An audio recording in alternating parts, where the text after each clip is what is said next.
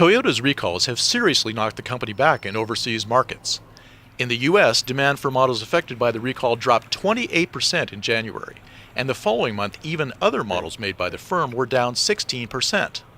Back home, Keiji Mukai remains unshaken by the scare stories.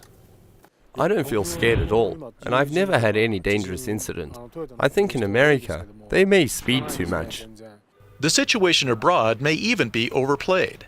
Veteran car marketer Mick, who deals directly with many foreign buyers, is hearing no criticisms. I talk to customers every day regarding, buying cars. Obviously, Toyota comes up.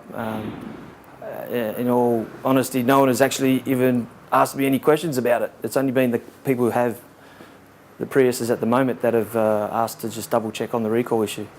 Toyota CEO Akio Toyoda and other execs publicly admit, however, that the vaunted Toyota way, with dedicated mentors instilling a cult of quality in new employees, has indeed broken down. Ironically, industry analysts see Toyota's hyper-accelerated growth as a root cause of its wayward quality standards. Over the last decade, Toyota went through some massive expansions in Japan and also especially overseas, and that put a lot of pressure on the company for a variety of reasons. They had to expand into countries where they didn't have a lot of experience. They'd have to work with new suppliers who didn't have a deeper appreciation of the Toyota way.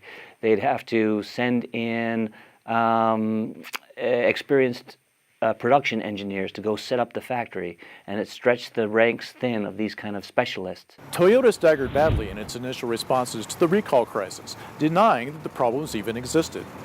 Government and consumer pressure in the UK, Japan, and the US forced the issue.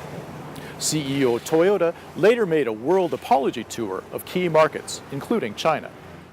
But Toyota has recently become more assertive, responding with its own experts after an automotive analyst from Southern Illinois University claimed to have discovered electronic faults that his Toyota test car's onboard computer couldn't recognize. The long-term implications for Toyota's brand and image worldwide, and how the automaker's wrong-way jaunt will affect Japan's export machine, could be disastrous. Toyota is one of the best, probably the best company in Japan. And by definition, that means it is probably one of the best companies in the world.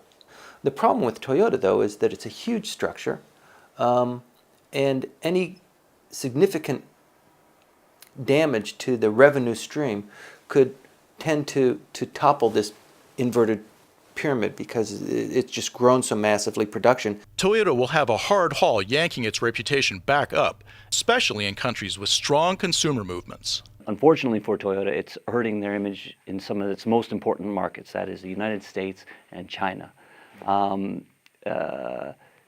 Sales are down, the brand perception is down.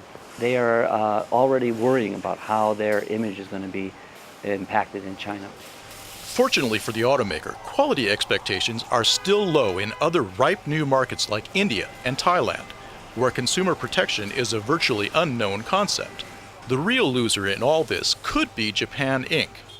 Being overtaken by China as the second largest economy in the world seriously dented national pride, a blow the company will take time to recover from. Meanwhile, market observers say the jury is out on Toyota's immediate overall health. The firm has already forfeited an estimated $2 billion to the global safety recall. Even worse, a massive US-based class action suit is now in the works. Class actions are tough. Damages, triple damages, discovery, all of these things make doing business in the United States, not just for foreigners, for Americans too, very difficult. So yeah, I mean a class action suit, that could run into the, certainly the tens of billions of dollars in an issue like this, where people are dying. Which, if proved to be Toyota's fault, would be tragic as well as disastrous. A situation where people may have lost their lives due to company error, and the knock-on effect in terms of trust would prove far costlier than even Toyota could imagine.